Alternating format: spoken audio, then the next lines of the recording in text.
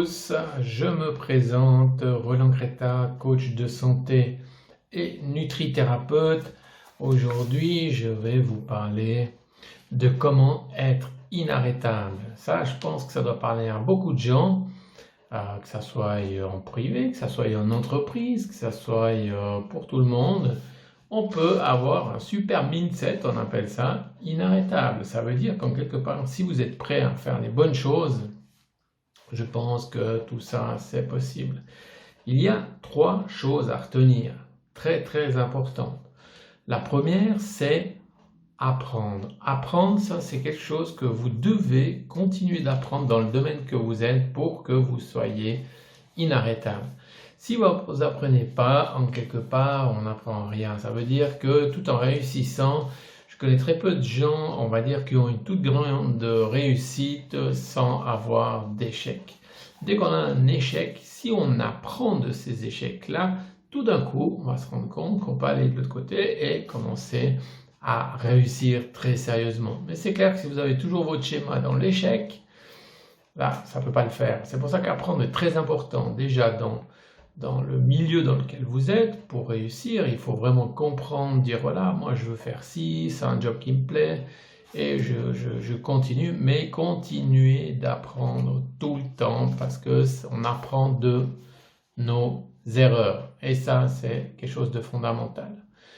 Ensuite, il y a une grosse chose, c'est croire en nous-mêmes. Alors même si on vous dit, parce que ça c'est quelque chose de très fort, on vous dit, tu sais, c'est pas possible, il y en a tout plein, des boîtes comme ça, voilà, mais enfin, ton idée, c'est connu, etc. N'oubliez pas qu'on est tous uniques.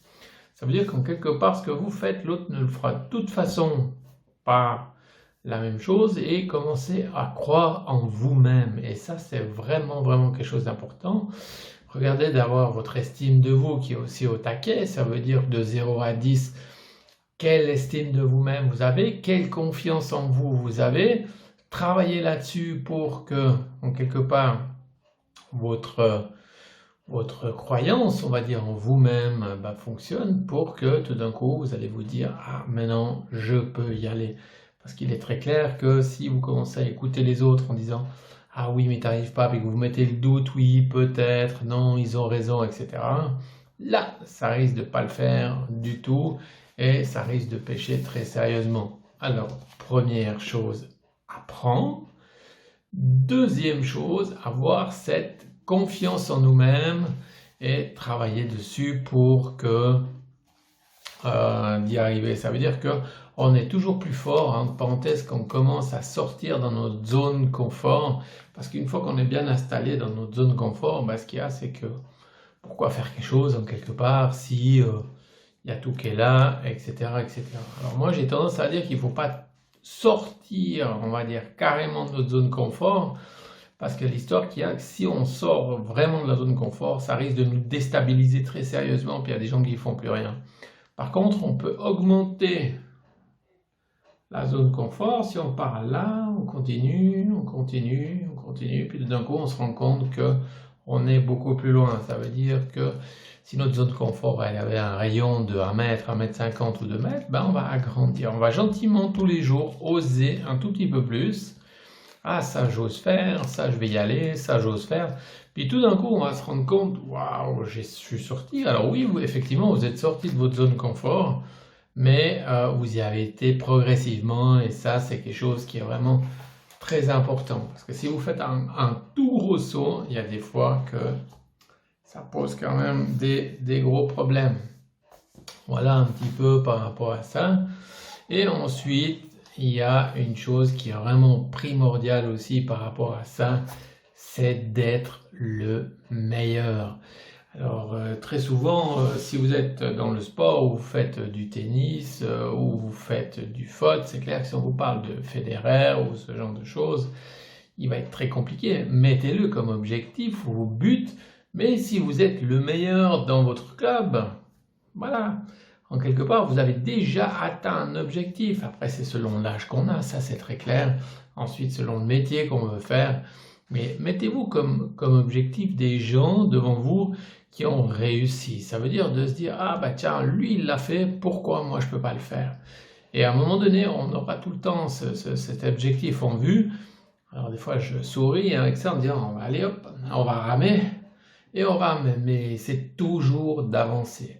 Ça, c'est la troisième chose, ça veut dire être le meilleur. Alors si je récapitule, on va dire ces trois choses pour être inarrêtable.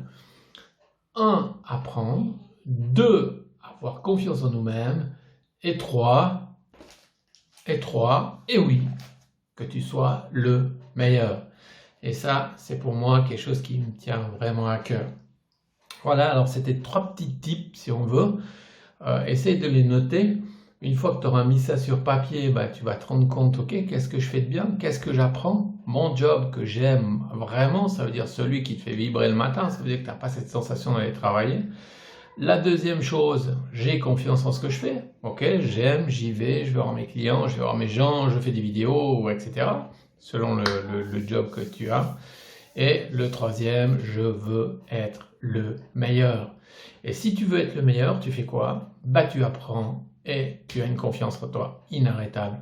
Et là, tout d'un coup, tu vas te rendre compte que, waouh, j'y arrive gentiment. Maintenant que tu arrives au bout de cette vidéo, abonne-toi ici pour voir les autres, parce qu'il y en aura d'autres. Clique là sur le like et surtout, mets un commentaire. Vous êtes de plus en plus nombreux à vous abonner à mes vidéos. Je vous en remercie énormément. Je suis rempli de gratitude envers tout ça, parce que c'est vrai que ça va relativement vite.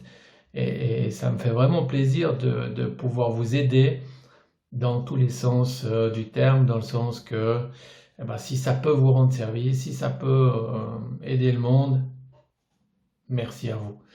N'oublie pas de mettre un commentaire. À tout bientôt. Ciao. Bye.